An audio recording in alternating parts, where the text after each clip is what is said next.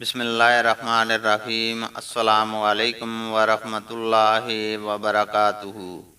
حدیث نبوی صلی اللہ علیہ وسلم ہے، لیث نے بیان کیا کہ مجھ سے عقیل نے ابن شعاب سے بیان کیا، انہوں نے کہا کہ مجھے سالم نے خبر دی کہ حجاج بن یوسف جس سال عبداللہ بن زبیر رضی اللہ تعالی عنہما سے لڑنے کے لیے مکہ میں اترا تو اس موقع پر اس نے عبداللہ بن عمر رضی اللہ تعالی عنہما سے پوچھا کہ عرفہ کے دن وقوف میں آپ کیا کرتے تھے؟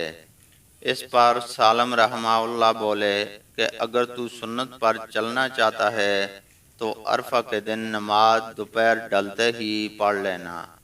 عبداللہ بن عمر رضی اللہ تعالی عنہما نے فرمایا کہ سالم نے سچ کہا۔ صحابہ رضی اللہ تعالی عنہم نبی کریم صلی اللہ علیہ وسلم کی سنت کے مطابق ظہر اور عصر ایک ہی ساتھ پڑھتے تھے۔ میں نے سالم سے پوچھا کیا رسول اللہ صلی اللہ علیہ وسلم نے بھی اسی طرح کیا تھا؟ سالم نے فرمایا اور کس کی سنت پر اس مسئلہ میں چلتے ہو؟ اللہ تعالیٰ سے دعا ہے کہ وہ ہمیں قرآن اور حدیث کو سننے، سمجھنے اور اس پر عمل کرنے کی توفیق عطا فرمائے، آمین۔